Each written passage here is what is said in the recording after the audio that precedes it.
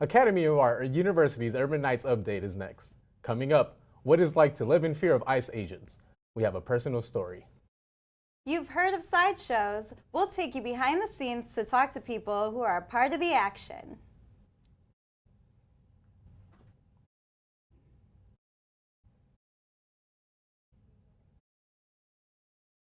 The birth control pill that's looking pretty promising for men.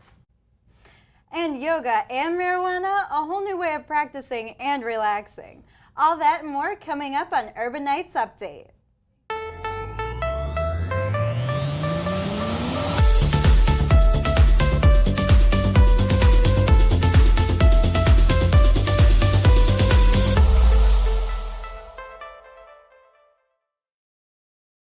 Hi there. Thanks for joining us here at Urban Nights Update.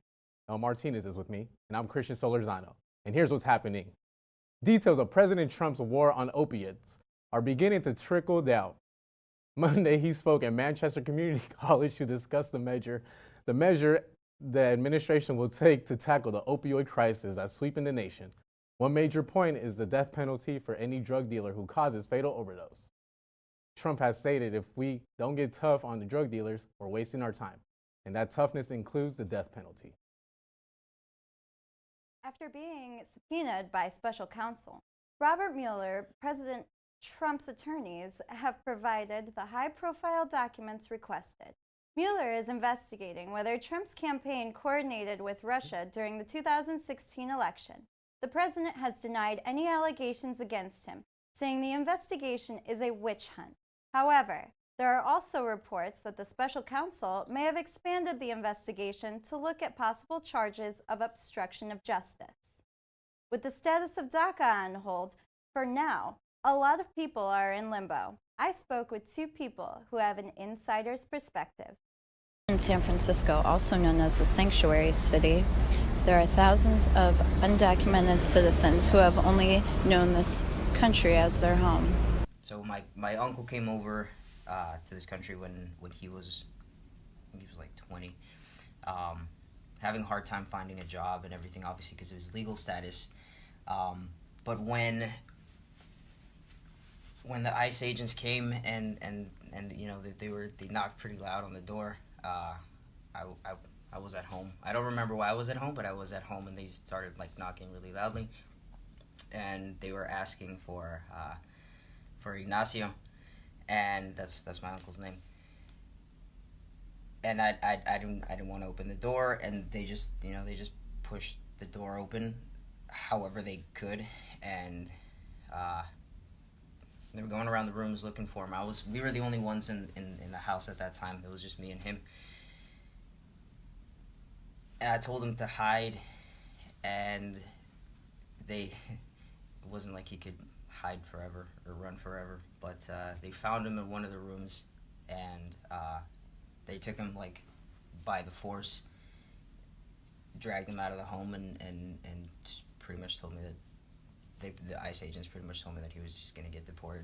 Millions of young people are affected every day by DACA being terminated, as well as the ICE events happening here in San Francisco. I've been here ever since I was 3 months old, and I feel American, even though on paper it doesn't say that.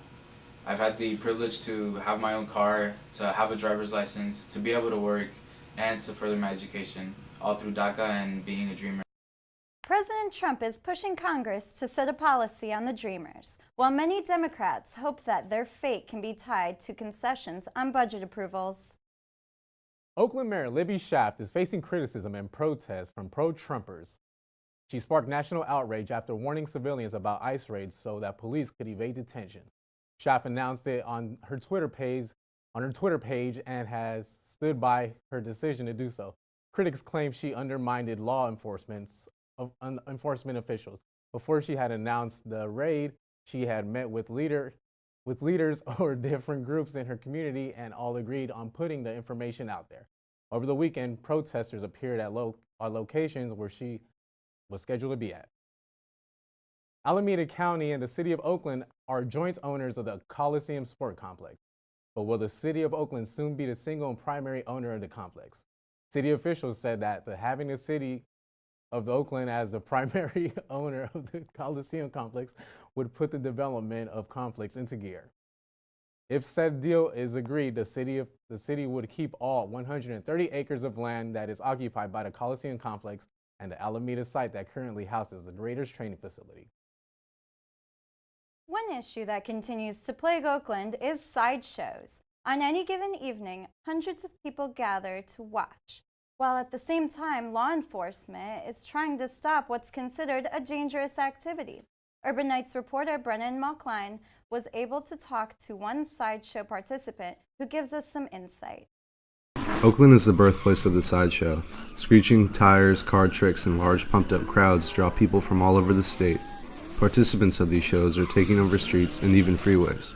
In order to get an inside look on sideshows, I was able to meet with a man who goes by Spook, a local supporter and participant of these dangerous and thrilling events.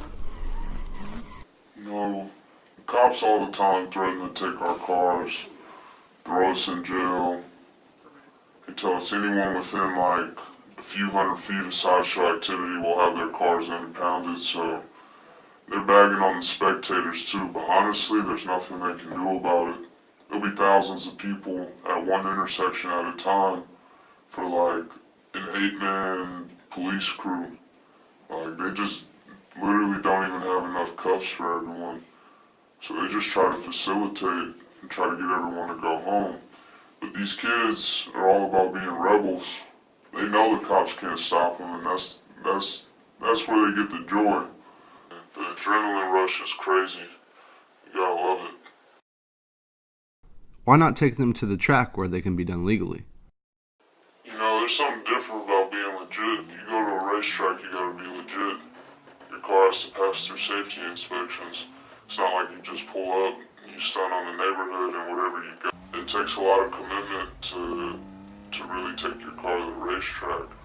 It's less organized, and that's what people from Oakland like to do. While many participants may not like the idea of taking these acts to a track, they may have to consider it. Authorities are taking charge and have recently decided to take a stand. The Oakland Police Department, the Alameda Sheriff Office, and the California Highway Patrol are creating a task force to crack down on these illegal street shows. They want to send a message of zero tolerance. But with the shows still going strong and police outnumbered, we will have to see how the gatherings will be broken up. From Oakland, I'm Brennan Malkline with your Urban Nights Update. In Los Angeles, 179 lives have been lost in only 17 years due to illegal street races. Police say these street races are on the rise in this area because of the pop culture and the use of social media. They even go as far as blaming the film franchise Fast and Furious because the setting is in Los Angeles. Racers participate in what they call takeovers, where they use their cars to block roads to stage the races. 53% of the deaths do not come from those behind the wheel, but rather passengers, spectators, or simply people walking on the sidewalk or driving home. Following the nationwide student-led protest last week, South Plainfield High School in New Jersey suspended a student who participated. There was a 17-minute walkout in honor of the 17 lives that were lost at the school shooting in Florida on February 14th. The student in New Jersey knew the consequence for walking out of class, but that did not change their decision. They said they were taught to stand for something or fall for nothing. So they did not feel what was fair and faced consequence. The suspension lasted for a day. While the student in New Jersey were honoring the peaceful protest, some students in Chicago took that time to engage in other activity. About 60 students from the Simeon Career Academy took their protest time to trash the local Walmart. Reporters from the Red Elephant news site say the students were jumping on cars, vandalizing properties, throwing things at shoppers, throwing smoke bombs into stores, and letting off gunshots in the parking lot. The police are investigating the situation and say the students responsible will be charged with misdemeanors and face discipline with the school. When it comes down to it, young people just want to feel safe. So here's a feel-good story about San Francisco's Park and Recreation Department. After a much-needed renovation, the Helen Diller Parks and Civic Center Plaza are finished. Athena Smith has more. A new pastime and recreational area for kids has popped up in the form of 2 playgrounds. They are called the Helen Diller Civic Center Playgrounds. Together, they cost more than $10 million, about 3 times what it cost to build City Hall in 1913. Although we've often heard the term unaccompanied minor, but at this park they are using a term called unaccompanied adult. There are 4 guards on duty and they are used to keep needles, poop, and this type of adult out of the area. With so much insecurity in the Tenderloin neighborhood, it is great for families to be able to have the Civic Center Plaza and especially that newly renovated Helen Diller Parks. The parks were designed by award-winning San Francisco-based from ACLA in partnership with the Trust for Public Land. The playgrounds are symmetrically aligned with City Hall and inspired by nature and weather themes. This is a very important park for the city's cultural life. It is surrounded by many important institutions including the main library, Asian Art Museum, the San Francisco Ballet, and others. With more families moving into the neighborhood, Civic Center Plaza has evolved into an area with many functions that serve our community. Although there were parks here before, people did not use them at all, nor would they think of bringing their kids because the parks had been vandalized and needed renovating. When speaking with the guards, they said that they want to be part of the community as well, becoming friends with the parents and of course keeping everybody safe. They have been badly represented in articles and are hoping to get better exposure. When I'm at work and I bring the kids to the playground, I really feel safe. We have some security here, which we didn't have before, so that's really awesome. In San Francisco, I'm Athena Smith with your Urbanites Update. There are plans underway in the city to renovate additional playgrounds as well. The latest data from the Centers of Disease and Control Prevention shows the suicide rate for white children and teens that was up 70% between 2006 and 2016. The study shows that from age 5 to 17, suicidal thoughts and action have doubled from 2008 to 2015, and white males are at higher risk for suicide between age 14 and 21. There are many reasons for this higher rate, including spotty mental health screening and poor access to mental health services. A new form of male contraceptive birth control was announced this week and will debut at the end of 2018. The Endocrine Society's 100th annual meeting, the experimental drug known as DMAU will be available in a pill form and has been proven to be effective in studies of men ages to 10 and 50. These are promising results for a potential male pill and could pave the way to a better understanding of male endocrine system. It's the end of the season for AAU's women's basketball team, and for at least 4 of the players, it's bittersweet. Our own Jaslyn Brewster is one of the 4 graduates on the team and offers the inside story. This season, the Lady Knights went just 7-21 overall, not quite living up to team expectations, but according to senior forward Elena Orts, there's still some good memories to look back on. What I'm gonna miss the most was laughing after a practice or a game about some funny things that we did.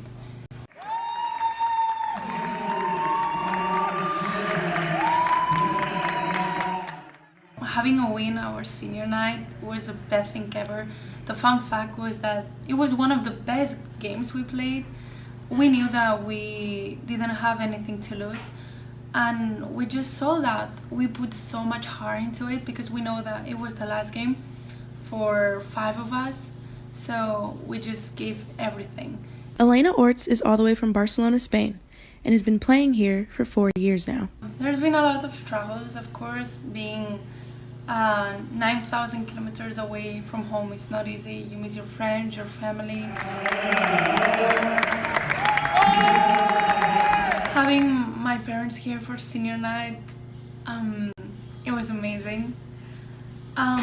They basically only came for this, and it was the first time that they actually saw me live, like playing basketball here. They always saw me through a computer, like a screen, and it was amazing having them here. Knowing that these 4 years are over makes me super sad because I think like I enjoy them, but I could still enjoy them. Elena and the rest of the team ended their season with a great win against the number 4 Pac West ranked Concordia Eagles. proving their ability to play with the best. I'm Jasmine Brewster, and this is your Urban Knights Update. For more of Art U Sports, Andrew Leal joins us. Hey everyone, welcome back to Urban Knights Sports Update. This month, Academy of Arts baseball and softball teams popped off with the Urban Knights taking a trip to Las Vegas. The Urban Knights struggled as they lost 3 of their first 4 games. They have turned it around, going on a 5-game win streak with great performances from some of the freshmen. Brooke Larson had some great games during the win streak, but her best game came against Notre Dame, which is also an Urban Knights rival.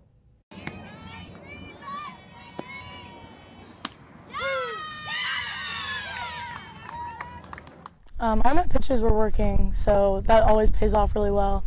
And I think I was just taking it one pitch at a time and one strike at a time, basically.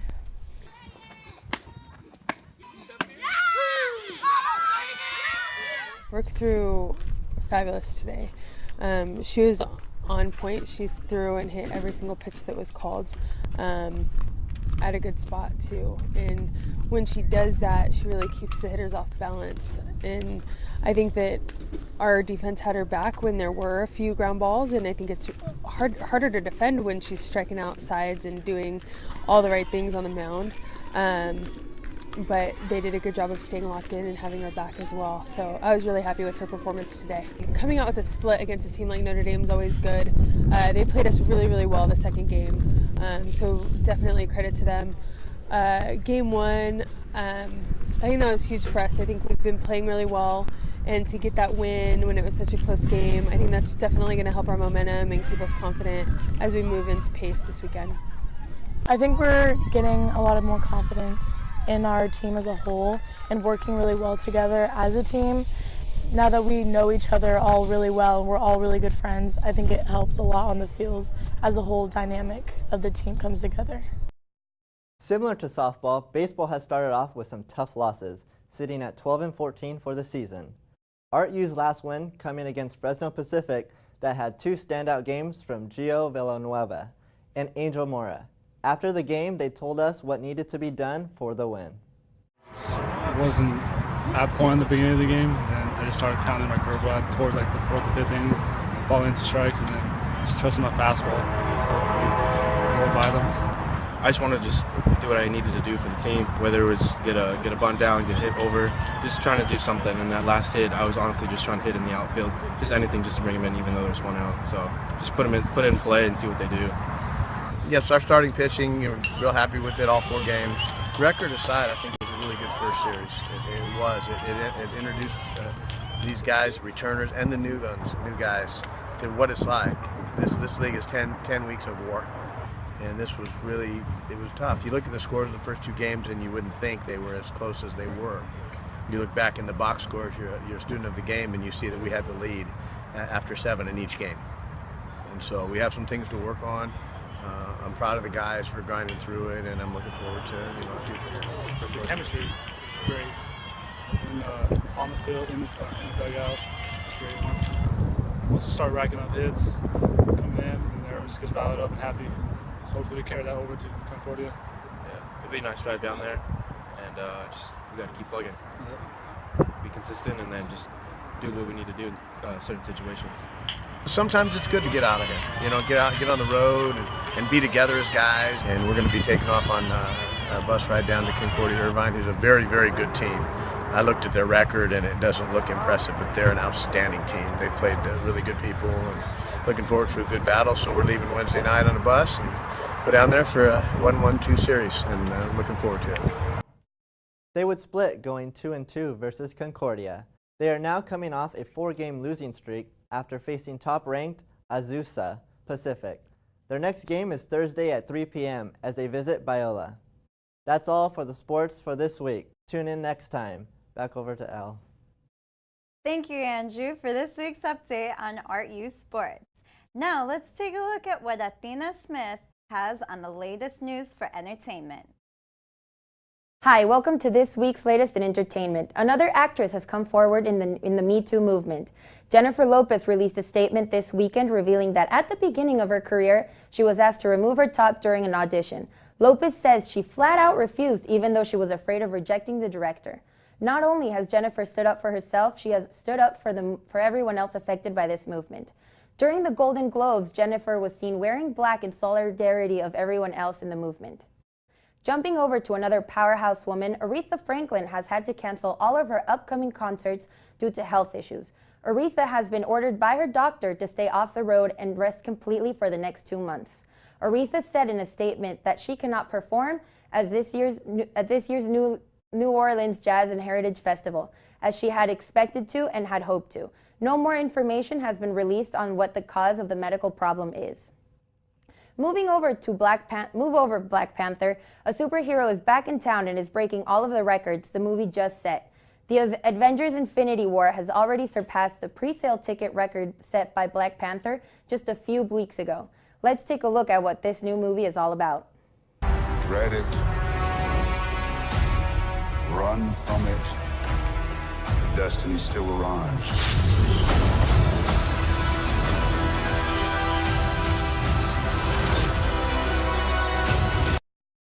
Avengers Infinity War is set to hit theaters on April 27th. Sticking to the superhero theme, DC Comics has selected Ava DuVernay to direct the latest film, The New Gods. However, Ava has not been getting good press lately. Her last movie as a director, On the Wrinkle in Time, has flopped in the box office, having DC fans around the world worried if this is the right choice to make. Let's take a listen to what Ava has to say a few weeks ago at the red carpet. Yes, no, I'm thrilled to be here. O Magazine, close to my heart. I love the cover with all the mixes brought to life on the pages of O. So really thrilled to present this film to New York on O's red carpet. Black Panther is still making its name known on the movie industry. For the 5th week in a row, the movie has come in the #1 spot in the box office. Let's take a look at what all of the hype is about.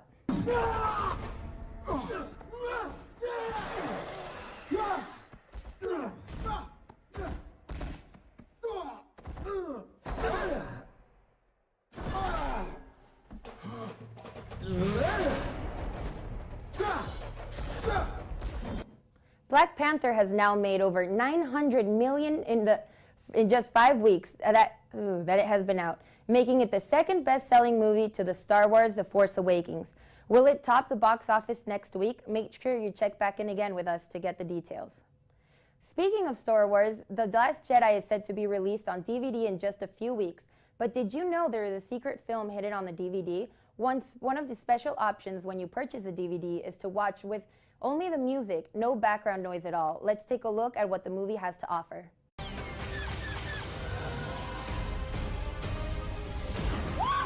You underestimate me. Let's finish this. Fulfill your destiny. Star Wars The Last Jedi on digital and Blu-ray. Just thinking about that clip with just the music is mind-blowing. It will take viewers to a different dimension and allow them to imagine what it's being said. That's it for entertainment this week. See you back next time. Thanks, Athena. A lot of fun things to look forward to. And with spring break ahead for many students, we thought we'd update this week's roundtable and discuss to talk about the ideas what to do during your spring break. Here's Danny Black with the leadoff. Hello and welcome back to this week's roundtable. I'm your host, Danny Black, and I'm here with Athena and Andrew. So spring break is right around the corner. And for a lot of us, that means fun in the sun, that means going to bars, going to nightlife. So tell me, what are some fun things you can do to stay off the couch during spring break? So honestly, one of the major spots to hit is Dolores Park, which is in the Mission. And usually people go like Friday, Saturday, or even Sunday. But since everybody's going to be on break, it would be even great to go like during the week. It gets pretty fun. It's all during the day. And there's just like an endless possibility of stuff that you can do, and it's all for free. Just bring, whatever you want to eat or drink, or just you're there to basically have a good time and enjoy the sun. Yeah, I also like Angel Island. It's not free like Dolores Park, but you do have to pay for the little cruise that you take out to Angel Island, which is nice as well. But they also have like a cool little bike trail there that you can, go around the entire island and see different parts of the island and the bay, basically. So I know there's a lot of tourist attractions here in San Francisco. What are some of the things that you'd find most interesting? Well, I like kind of like the touristy type spots like Pier 39. I just love being there there's so many people that go there, and you can see the Golden Gate Bridge and the Bay Bridge and tons of places to eat as well. So that's really where I would like to go. Another beautiful place where you can get a view of the Bay Bridge, which is one of our major things here in San Francisco, like the architecture and like the buildings and the bridges, is at the Embarcadero. They have organic like farmers markets on Wednesdays and Saturdays, and that's really fun because you have people doing all sorts of different activities. You can get samples of food, you can get really great coffee, and it's just like a really healthy environment to be around with families and people, tourists, just everything. Yeah. So how about the social scene? What's that like? Where would you guys like to go in a situation like that? Well, my spot to go on a Wednesday night, and everybody I think should try this at least one time, is they have Wing Wednesdays at the Mission, which is really fun, and you get to like just get with a bunch of different types of people. Yeah. Just becomes like a really fun thing because it's super cheap and everybody's there to have a good time. Like there will be a game on. It's at Dr. Teeth. It's in the Mission Wednesdays, and then they have different deals going on like Monday, Tuesdays. So it's just like a definite thing that you should check up on. That is awesome. Wing Wednesdays. I'll definitely have to check that out. Wednesday. Yeah. Wednesday, guys. Yeah. I've never heard of that. Oh, wow. Okay, so that's a good one. So like I said before, I like kind of like the not touristy spots, but Pier 39 is something that I really enjoy going to, just because you can see the bay, you can see the Golden Gate Bridge from there, the Bay Bridge from there. A lot of things that you can even do there. Also, there's the little trolley thing that you can take down. The cable cars. The cable cars. That There we is go. definitely a prime tourist And spot. there's even a museum for the cable cars. Those are which is a good fun spot to go check on out, too. Yeah, So. definitely. So how about the nightlife? I hear that's pretty interesting, especially in certain areas. What do you think, Andrew? For the nightlife, you want to go out with your friends on a Friday night or Saturday night, I definitely recommend going down Mission District and Polk Street. Definitely. There's tons of bars down there that you can just hop on over to anyone you want. There's so many. So. Yeah, you definitely get your pick of the litter, especially in Polk and North Beach. I know there's a lot of stuff going on in the Mission as well. What about you? What would your ideal Friday night be? Well, for me, I really like dancing, of course. So honestly, I just go to check out to see like what places have like Latin night, you know, because I like that sort of music, you know. It's very fun, very energetic. Absolutely. So they have this place on North Beach on Saturdays that's called Carbon Club. So they just feature Latin music one day a week, and then there's these other places, like different days that you can check out too. So it just kind of depends what you're into, just kind of like the places that you would want to Definitely. research. Sounds like Well, there you have it. There's plenty of things to do in this spring break, especially here in San Francisco. I'm Danny Black, and this has been your Roundtable. Thanks, Danny, Andrew, and Athena. Hope you all enjoy your spring break. Well, that wraps up this edition of Urban Nights Update. For everyone here, thanks for watching. I'm Christian Solorzano. And I'm El Martinez. We'll see you back next time.